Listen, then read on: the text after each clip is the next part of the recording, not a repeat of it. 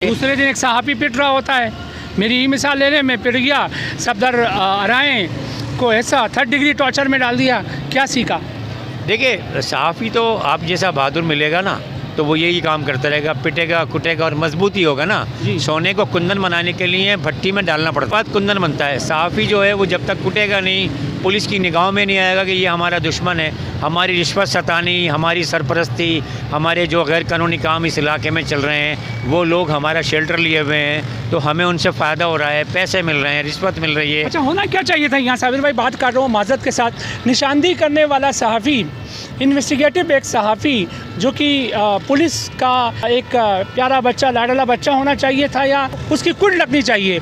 उसूल क्या कहता है? वो मतलब पाकिस्तान का ला इलाहा इल्लल्लाह था, वो मतलब तब्दील करके अब रिश्वत को पाकिस्तान का मतलब बनाया गया है। देखिए, कुछ लोगों की ज़बानी सुना है, वैसे ये तो कहना नहीं चाहिए लोगों के ला और ला, लेकिन ये ला और ला में इन्होंने पाकिस्तान का बेड़ा गर्क करना है।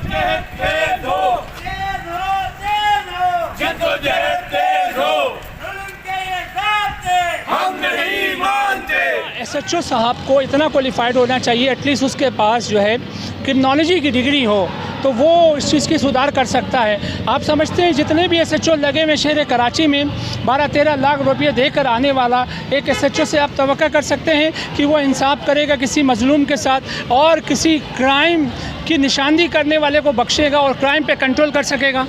नहीं, आपने खुद कहा कि वो 12-13 लाख रुपए देकर आता, तो कैसे करेगा? वो बिजनेस करने आया ना। SHO की डिग्री क्या होनी चाहिए, क्वालिफिकेशन क्या होनी चाहिए? क्रिमिनोलॉजी में होना चाहिए कुछ ना कुछ। देखिए, पुलिस का निज़ाम अपना है जी, वो कारकर्दगी की बुनियाद पर जो है ना, मैट्रिक पास को भी, ASI को भी SHO लगा देते हैं। अच्छा, सब इंस्पेक्टर है वो भी SHO लग जाता है, इंस्पेक्टर भी लग जाता है। तो वहाँ तालीम की नहीं, वहाँ तजर्बे की और कारकर्दगी की इज्जत होनी चाहिए। अरे साबिर भाई, यही पुलिसिंग बाहर ममालिक में होती है, वहाँ तो 3rd डिग्री टॉर्चर नहीं किया जाता है। हमने अल्ताफ़ हुसैन को अदालतों में जाते हुए, थानों में जाते हुए देखा, ट्राई कोर्ट में जा रहा है, क्वेश्चन के ज़रिए सवालात करके, मेंटली चेक करके उससे हिसाब लगाते हैं आया ये इस जुर्म में मुलविस है कि नहीं। हमारे यहाँ तो जाते सादी थाने में लिट्टड़ मारा जाता है। तो ये निज़ाम ख़त्म होके उन ममालिक से कुछ हमें सीखना होगा। जी बिल्कुल सीखना होगा। असल में अवाम भी कानून पसंद है ना। हमारे यहाँ देखें, आप रोड पे जाएं, अगर 1000 बाइक सवार होंगे तो उसमें से 999 लोगों के पास हेलमेट नहीं। कानून की बालादस्ती नहीं ना। कानून की बालादस्ती तब होगी तब हम अमल हम भी करेंगे। तो हम तो जब करेंगे ना सर, जब हमारा SHO जो है वो रिश्वत नहीं लेता होगा। रिक्वेस्ट करते हैं, दावत देते हैं, आए हमारे साथ चलें, हम आप लिबास बदल कर चलें। कौन सा ऐसा सिपाही होगा, कौन सा SHO होगा जो जुराइम पर कंट्रोल करता हुआ नजर आ रहा होगा? कई लोग बेनकाब हो चुके हैं। चाय तक के तो पैसे नहीं देती आपकी पुलिस, चाय के पैसे लेकर पठानों से, उस तक तो पैसे नहीं देती है आपकी पुलिस। अगर हम इस तरह की निशानियां करते हैं तो क्या गलत करते हैं? नहीं जी, हम इस चीज से बाहर नहीं आएंगे, ये निशानियां होती रहेंगी और आप अपना काम करते जाएं। बहुत शुक्रिया। माशाल्लाह माशाल्लाह, ये थे फिदा पाकिस्तानी। मैं इसके बाद ही अपनी बात का और अपने ये एहतजाज का इख्तिताम करते हैं। पुलिस इस इदारे में करप्शन खप्पे, ऐसे खप्पे का रिवाज कब ख़त्म होगा साबिर भाई? ये तो कोई ऐसा शख्स आ जाए जो ईरान में इनकलाब आया था, खुमैनी साहब आए थे, उन्होंने जाके जो है ना गेहूँ के साथ गुण भी पीस दिया था। तो जब भी इस तरह का कोई इनकलाब आए तो शायद पाकिस्तान हमारा जो है। AIG साहब को आज आप देखते हैं, वो AIG साहब थे तो उसके कुछ कारनामे ऐसे थे कि हर शख्स जो है वो दाद दे रहा था, अप्रिशिएट कर रहा था। क्या IG की सीट में जाने के बाद हम देख रहे हैं जी वही पुलिस की रिवायत जो 90 आ रहे हैं, वही रिवायत ताहाल आज 21वीं सदी में भी हम पुलिस वाले को रिश्वत जैसी लानत पर ही मुब्तला देखते हैं। तो IG साहब आंखें बंद कर गए हैं। यहाँ तक कि एक जो कंप्लेंट सेल हुआ करती थी, अगर आपको याद हो, उस कंप्लेंट सेल में गरीब ने बड़ा फ़ायदा उठाया, इनकी करप्शन आया हुई। और AIG थे गुलाम नबी मेमन साहब, उन्होंने भी बड़े अच्छे अहकामात, बड़े अच्छे स्टेप्स उठाए जो कि काबिले तहसीन है। IG बनने के बाद तमाम चीज़ों के दरवाजे बंद कर दिए जिससे पब्लिक बेनिफिशरीज में से हो। क्या कहना चाहिए? अस्सलाम वालेकुम पाकिस्तान में आपका होस्ट फिदा पाकिस्तानी और आप देख रहे हैं प्रोग्राम माज़रत के साथ। नाज़रीन, मैं इस वक्त एक ऐसी शख्सियत के साथ हाजिर खिदमत हूँ। अब सामने सवाल करना ऐसा ही है जैसे कि सूरज को रोशनी दिखाने के मुतरादिफ हैं और इन जानना चाहेंगे सहाफ़ियों के ऊपर तसलसल के साथ जुल्म हो रहा है, ज़्यादती हो रही हैं, वो कोई और नहीं कर रहा है, हमारे मुहाफिज जिनको पुलिस कहते हैं, हवालात हमारे मोस्ट सीनियर सहाफ़ी साबिर अब्बासी के आगे रखेंगे। इनका बड़ा तजिया है। अस्सलाम वालेकुम सर। वालेकुम सलाम। आप ठीक हैं? साबिर भाई, आज आपने पार्टिसिपेट किया एक ऐसे एहतजाज में जहां एक सहाफ़ी फिर निशाना बना पुलिस गर्दी का, क्या कहना चाहेंगे सर? ये बर्बरियत कब ख़त्म होगी? एक तरफ प्रोटेक्शन बिल्स पे बिल पास कराए जा रहे हैं, दूसरी जानिब कानून के मुहाफिज का शिकार हो रहा है सहाफ़ी। बिस्मिल्लाहिर्रहमानिर्रहीम। पहले तो भाई साहब कराची का शुक्रिया और आपका बिलखुसूस शुक्रिया फिदा पाकिस्तानी भाई। असल में आप और हम जो काम करें ना वो जिहाद है, जी सर। कलमी जिहाद है। हमारा हथियार जो है कलम है, और इस कलम के हथियार को जब हम इस्तेमाल करते हैं, निशानदेही करते हैं और उन माशरे की बुराइयों की निशानदेही करते हैं जिनको रोकना इदारों का फ़र्ज़ होता है, वो इदारे नाराज़ हो जाते हैं। जी। क्यों होते हैं? इसलिए कि उनसे कारोबार चल रहा है, उनसे रिश्वत चल रही है, उनसे लेन देन चल रहा है। तो जब वो मुतासिर होते हैं, उनका मामला जो है खिदमत के बजाय तिजारत बन जाता है, तो फिर वो हम पर गुस्सा करते हैं, साफ़ी के ख़िलाफ़ FIR करती है। और मैं आपसे कहूँ कि हमारा काम तो ये है कि हम परवरिश लोहो कलम करते रहेंगे और जो दिल पर गुज़रती है रकम करते रहेंगे। और आज जो सफदर महमूद आरियन साहब के लिए मुजाहरा किया, तमाम साफ़ी जमा हुए, कराची की अक्सरियत साफ़ियों की मौजूद थी, तो उनके ख़िलाफ़ जो झूठी FIR कटी भत्ताखोरी की। अब भत्ताखोरी की बात की जाए तो भत्ते का मुराद है कि ज़बरदस्ती पैसा लेना। अगर हकीकत में और सही FIR दर्ज हो तो हर इलाके के थानेदार, उसका अमला, उसके बेटर इसकी जद में आएंगे कि उनका जो भत्ता है वहाँ से बंधा हुआ होता है, ठेलों से, दुकानों से, मावा से, गुटके से, मंशियात से, लैंड ग्रेबर से, तो उनकी जद में वो आएंगे। लेकिन क्योंकि कानून उनके हाथ में होता है और कहा यह जाता है कि कानून अंधा भी होता है, तो उसकी हाथ, उसकी आँखें, उसके पैर, ये पुलिस डिपार्टमेंट है। बेशक। अच्छा सर, अब हम किसी ऐसी काली बेड़े को बेनकाब करते हैं तो वो ये कहता है जी ये जो चीज़ आप आया कर रहे हैं मेरे यहाँ से, ये ऊपर से लेकर नीचे तक जो है इसका सिलसिला चल रहा होता है। तो जब ये ऊपर से लेकर नीचे तक सिलसिला चलाने वाले और उसका क्या है तैनात किया हुआ SHO साहब किसी ऐसे फ़र्द का जिसका न शजरा जानता है न उसके बारे में जानता है, वो बड़ा बन के कलम हाथ में लेके FIR कटवा कर पाबंद सलासुल कर रहा होता है। वही जुर्म अगर कोई SHO साहब करता है तो वो सिर्फ मुअत्तल हो जाता है, क्या उसको पाबंद सलासुल नहीं होना चाहिए? बिल्कुल होना चाहिए। कानून दो किस्म का है। आपने बड़ा अच्छा सवाल किया। हमारे यहाँ कानून डबल स्टैंडर्ड है। अच्छा। हमारे यहाँ कानून ये है कि जनाब जो जितना दब सकता है उसको दबाओ और जो दबाने वाले लोग हैं उनको बचाओ। अच्छा। तो SHO का कहा यह जाता है, अंदरूनी ज़राए बताते हैं कि SHO साहिबान जब तैनात होते हैं तो एक रकम दे के आते हैं। अब किन को देते हैं? उनके जो ऊपर अफसरान हैं उनको देते हैं, अपॉइंट होते हैं, फिर वो उसको जो उन्होंने इन्वेस्टमेंट की है उसको बमाए मुनाफा वसूल करते हैं। तो इस वजह से माशरे में जो हमारे जो तनाज़ात उठ रहे होते हैं उससे फ़ायदा उठाते हैं। सड़कों पे लोग चीज़ें बेच रहे हैं, होटलों के बाहर एक्स्ट्रा जगह ले रखी हैं, प्लाटों पे कब्ज़े हो रहे हैं। तो इस तरीके की चीज़ें जब नंबर 2 बन जाती हैं तो फिर वो अपना रिश्वत लेने का अपना हक़ समझते हैं। किसी भी इदारे में चले जाइए, रेवेन्यू में, KDA में, KMC में, पुलिस में, तो महफूज इदारे कोई भी नहीं है सिवाय पाक फ़ौज के हमारे।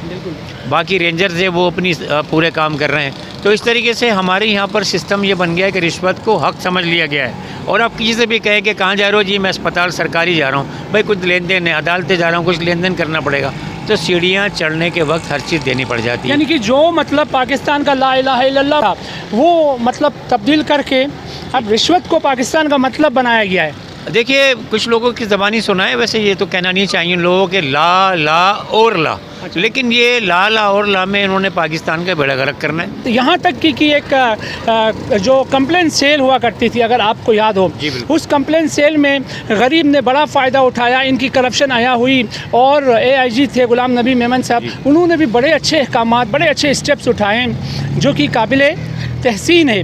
वो IG बनने के इन तमाम चीज़ों के दरवाजे बंद कर दिए जिससे पब्लिक बेनिफिशरीज में से हो। क्या कहना चाहेंगे? देखिए कराची और पाकिस्तान का जो हमारा सूबा सिंध है, इसमें कम से कम 6 करोड़ की आबादी के लोग हैं और एक IG है। और कराची के मुतालिक हम बात करेंगे कि यहाँ पर वो रिश्वत का बाज़ार यूँ गर्म है कि यहाँ वसाइल ज़्यादा हैं। अच्छा। और लोग डरते हैं, कोई तंजीमी हिसाब से डरता है, कोई सियासी हिसाब से डरता है, तो पुलिस से कुछ लोग घबराते हैं, कोशिश करते हैं कि कुछ ले दे के मामला ख़त्म कर दें, क्योंकि हमारे यहाँ इंसाफ बहुत देर से मिल रहा है। तो जैसे एक डायलॉग में बताऊं, सुल्तान रईस साहब दरवाज़ा खटखटाते हैं अदालत का, एक फ़िल्म का सीन है, हकीकत से ताल्लुक़ नहीं होगा उसका। तो वो बोलते हैं भाई क्या कर रहे हो, कहाँ है? वो बोला मैं अदालत में इंसाफ के लिए आया हूँ। बोला रात का टाइम अदालतें बंद है। तो सुल्तान रईस का बड़ा तारीख़ी जुमला था कि जनाब जुर्म तो 24 घंटे चल रहे हैं और इंसाफ के दरवाजे जो हैं वो आज एमनेस्टी इंटरनेशनल की रिपोर्ट जो शाया हुई है तो पुलिस को नंबर 1 करार दिया। उसके बाद तो आईजी साहब की आंखें खुलनी चाहिए थी। उसके बाद भी जूं के तूं है मामला। हर शाख पे उल्लू बैठा है, अंजाम गुलिस्तां क्या होगा, इससे ज़्यादा हम कुछ नहीं कर सकते। हम तो साफ़ी हैं। हम यही कहेंगे जो साफ़े पे जुल्म सितम हो रहा है, आप ज़्यादा शिकार हो रहे हैं गौरंगी का, मैं शिकार हो रहा हूँ, मेरे साथी जो साफ़ी हैं वो शिकार हो रहे हैं। हम तो यही कहेंगे कि मेरे हाथ में कलम है, मेरे जहन में उजाला, मुझे क्या दबा सकेगा कोई जुल्मतों को पाला, मुझे फ़िक्र अमन आलम और तुझे अपनी ज़ात का गम, मैं तुलू हो रहा हूँ तो गुरूब होने वाला।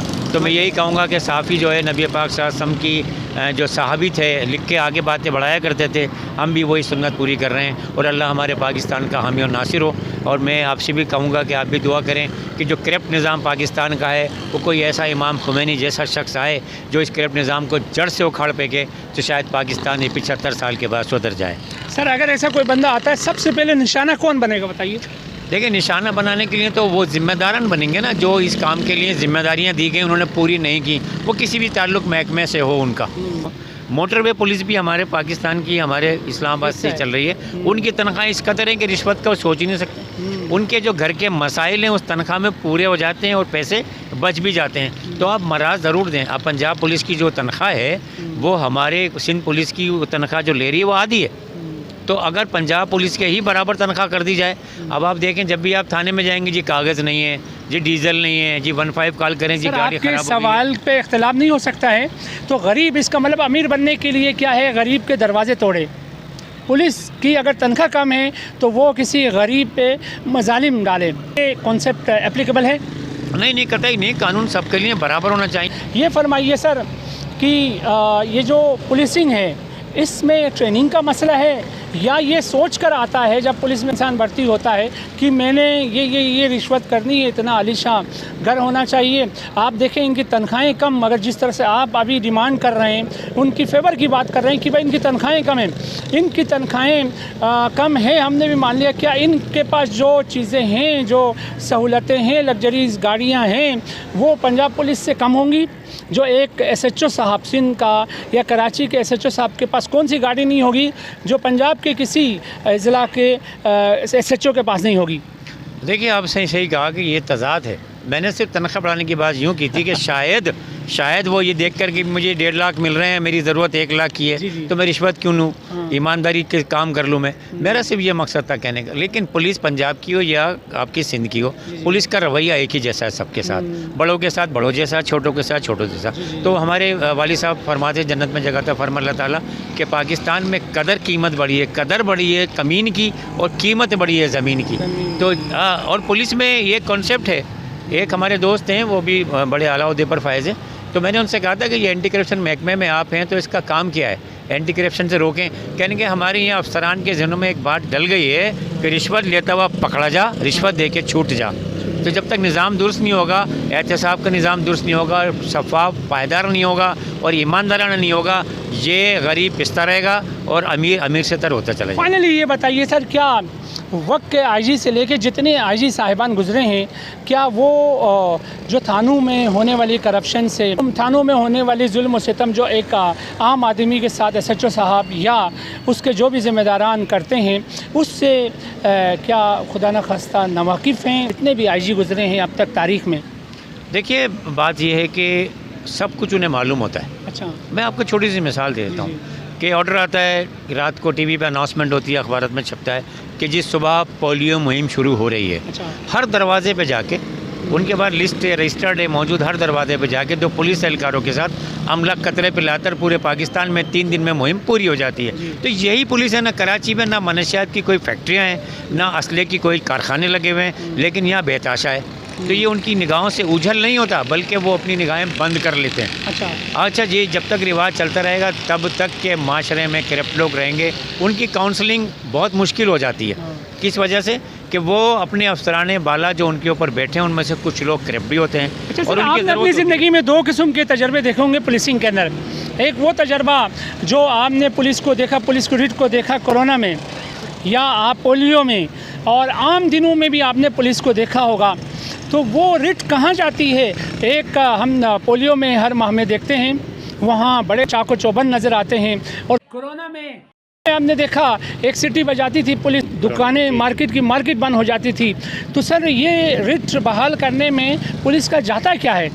देखिए बहुत कुछ जाता है ना पुलिस की जेब में आता है तो वो फिर आता नहीं है। अच्छा, तो इसलिए जो आता है उसे आने दिया जाए और जो जाता है उसे जाने दिया जाए। लेकिन ये बात आपकी तज्ज़िया बड़ा अच्छा है कि उस दौरान में ये जो कुछ अमल किया पुलिस ने, सीटी बजाई, बाज़ार बंद हो गए टाइम से पहले, तो मनशियात फरोशी भी और लैंड ग्रेबिंग भी और दीगर जो मामलात हैं 2 नंबरी के वो ख़त्म हो सकते हैं। सिर्फ क्या है कि उनकी नीयत होनी चाहिए ख़त्म करने की, जब तक उनकी बिल नहीं होनी। अच्छा सर ये बताइए, ये जो मनशियात से लेके जिस्म फरोशी से लेके डकैती से लेके लूट मार, इसकी सरपरस्ती और इसका सरपरस्त किसको ठहराते हैं? ईमानदारी के साथ बताइएगा प्लीज़। देखिए सरपरस्ती कौन सा इदारा अगर मुतहरिक हो तो इनको क्या है एक तकड़ा जवाब दिया जा सकता है? माशरे के अनासिर होते हैं। देखिए माशरे के सुधार का जो काम है ना वो सारे इदारों के साथ है। पुलिस भी है, रेंजर्स भी है, उसमें जो है ना जो अमल दरामद कराने लोग हैं, KMCA, KD, हर चीज़ हर इदारे से पहला स्टेप कौन से इदारे ने उठाना होता है? देखिए पहला स्टेप तो पुलिस ने उठाना है। जी जी जी। पुलिस अमन व अमान के लिए है। मैंने पुलिस वालों को कहा आपको 15 वो कॉल कर रहे हैं कि जी उनकी मियाँ बीवी का झगड़ा और आप क्यों नहीं जा रहे? कहेंगे जी झगड़ा हो रहा है, अगर होगा तो हम जाएंगे। अच्छा। सर फटेगा तो हम जाएंगे। हमारा काम ये नहीं है कि झगड़े को रोकें, हमारा काम है झगड़ा हो जाए फिर पहुँचें। सही। तो वो उनका कहना भी सही था, लेकिन पुलिस जो है ना वो इस वजह से इन्वॉल्व है कि सारा काम पुलिस ने रोकना है। मनशियाती फरोशी, लैंड ग्रेबिंग, 2 नंबर काम और जो असले का चल रही है रिश्वत सतानी, ये पुलिस को रोकना है। एम्यूनिटी इंटरनेशनल की जो रिपोर्ट है उसके बाद सिंध पुलिस को क्या करना चाहिए? देखिए उस रिपोर्ट पे तो बिलीव पुलिस इसलिए नहीं करेगी कि वो पाकिस्तान ही उस रिपोर्ट को नहीं देख रहा होगा, जी, पूरा अक़वाम देख रहे हैं। इसकी कुल लगनी चाहिए। उसूल क्या कहता है? देखिए उसूल तो ये है कि आपने जो निशानदेही की वो आपने काम पूरा कर दिया, अपना जिम्मेदारी पूरी कर दी। अब जिम्मेदारी बनती है पुलिस की, लेकिन एक निज़ाम पुलिस के अंदर आया है चंद सालों से। अच्छा। वो है डिजिटल, उनका बीटर जो लोग कहते हैं ना आजकल, वो व्हाट्सअप बीटर हो गए उनके। जी जी। तो वो व्हाट्सअप बीटर्स ने लालच इतनी डाल दी है इस डिपार्टमेंट में कि वो अपना जो रिश्वत लेने हैं, जो भत्ते लेने हैं, उसको अपना हक समझ बैठे हैं। और फिर 6-7 हर थाने में 10-12 बीटर्स होते हैं जो कि उनके ये मामला संभाल रहे होते हैं, क्योंकि वर्दी में जाके पैसा नहीं लिए जाते। तो इस तरीके से जब उनके मफाद पे ज़रब पड़ती है वो आमदनी रुकने शुरू होती है, क्योंकि आमदनी जब उनकी एक्स्ट्रा आती है तो उसके अखराजात भी एक्स्ट्रा हो जाते हैं। ज़िला कोरंगी में 2 वाक़यात हुए, एक मेरे साथ मुझे कूटा गया थाने के अंदर, दूसरा ये है कि कल आपने देखा एक 69 शहरी को ला के क्या है थाने की प्रीमिसेस के अंदर गोली मारी जाती है। तो इसके बाद क्या बचता है ये कहिए? अब अगर अफसरान आंखें नहीं खोलें तो कब खोलेंगे? दूसरी बात, एक SHO कुरान उठाता है, कुरान उठाने की उसको ज़रूरत पड़नी चाहिए क्योंकि उसके पास सरकारी मशीनरी हर तरह से वो लेज़ है। क्या उसको कुरान का सहारा नाउज़ुबिल्लाह लेना चाहिए उस झूठ पर, जो कि एक SHO की ईमा के बिना कोई कांस्टेबल, कोई हेड कांस्टेबल, कोई ऑफिसर उसका मातहत किसी शहरी पे गोली, तो क्या उससे पूछताछ भी कर सकता है? जी बिल्कुल, उसको थाने वाले SHOs को तो ये हल्फ नहीं उठाना चाहिए, क्योंकि उसके इल्म में जिस दिन उसकी पोस्टिंग होती है ना उसी दिन सारी चीज़ें उसे मालूम हो जाती है मुताल्लिका थाने में। और बहुत से SHOs तो टन बाय टन थानों में आते रहते हैं, उन्हें सब मालूम होता है। और ये SHO साहब की ज़िम्मेदारी है और ये इनका फ़र्ज़ है कि वो इन समाज दुश्मन अनासिर को लगाम दें, ये उनका फ़र्ज़ है। अगर उन्होंने थाने में आके गोली मारी, उनको जिस तरह बताया जा रहा है लांडी थाने का वाक़या पेश आया है, तो वो लेन देन का कोई मामला था, पार्टनर ने कुछ रिश्वत दे दिला के बकौल उनके कि ऐसा किया है। लेकिन ये ज़्यादती है, माइंड सेट रखा जाए और जो हम देखते हुए आ रहे हैं पुलिस का जो निज़ाम है उसको दुरुस्त होने के लिए सर नाज़रीन आपने सुना एक बहुत सीनियर सहाफ़ी साबिर अब्बासी साहब जो कि लांडी कोरंगी में बहुत बड़ा एक किरदार है इनका। और बताता चलूँ नाज़रीन, ये आपने देखा किस तरह से उन्होंने तज्ज़िया किया। सबका यही कहना होगा कि पुलिसिंग एक कलीदी किरदार है माशरे के लिए, उस किरदार को शफाफ होना चाहिए, उस किरदार को करप्शन से पाक होना होगा। बसूरत दीगर ऐसा ही होगा जैसे कि हर बंदा जो है वो पुलिस के खिलाफ एहतजाज करने पर आमादा भी है, तैयार भी है। क्यों? क्योंकि इदारा है हमारा, उस इदारे से कोई किसी को इन्हराम नहीं है, उस इदारे के खिलाफ कोई नहीं है, मगर इदारे में मौजूद जितनी भी काली बेड़े हैं उनका खात्मा चाहते हैं। इसके साथ हमने मेज़बान फिदा पाकिस्तानी को इजाज़त दें और आप देखते रहें वॉइस ऑफ कराची। पाकिस्तान जिंदाबाद। Thank you.